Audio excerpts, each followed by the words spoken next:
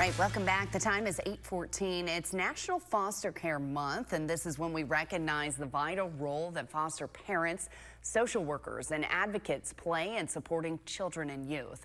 And here to tell us more is San Diego Public Advocate Shane Harris to tell us what's going on with San Pasqual Academy, as well as a press conference that you have planned for tomorrow. So first, welcome, Shane. I know as a kid who went to San Pasqual Academy, who was there, you're very passionate about this issue. I've been to a number of press conferences with you where you are always advocating for foster youth. So tell me what's happening tomorrow.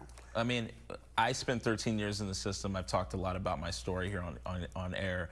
Lost both of my parents very young, and it was very challenging going through a lot of different placements in the system.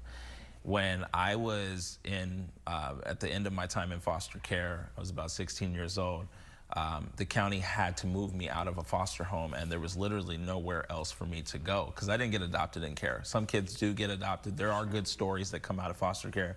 Don't get me wrong. Some are good within foster care. Some are good outside of foster care once they transition. I'm one of the more latter.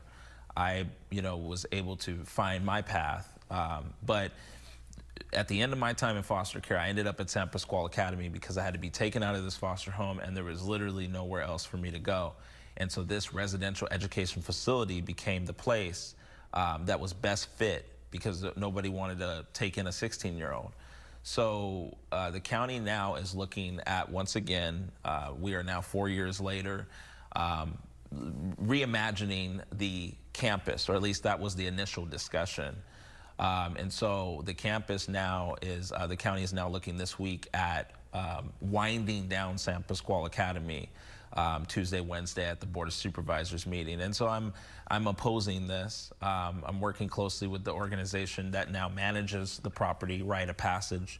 I've spoken to the students. People want to do something here. I'm for doing something. Yes, we only have 40 kids on the campus now. Yes, we've got to do something. We've got an $18 million annual fee on taxpayers. We've got to do something. Rushing to do something this week is something that I oppose. And so we are holding a press conference tomorrow to push for a 90-day pause to look at all of the listening sessions and surveys that have been gathered by the county over the last 180 days. So what do you think when we're talking about Foster Care Month and we're talking about this facility that has helped so many kids, what do you think it needs to transition to, and what does that look like? Well, I think, that discussion is ongoing. I mean, we're talking about a property that in acres. I mean, we're talking about a large piece of land that spans across sort of the orange groves of Escondido. And so we cannot rush to just initially make some kind of decision.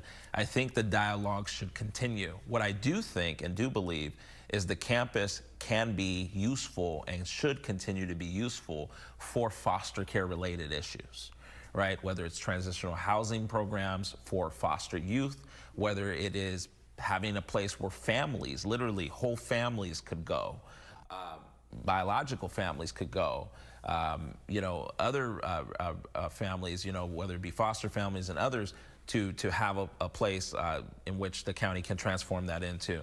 I think we could address homelessness when it comes to foster care related homelessness on this. So I think there's a lot of work to do.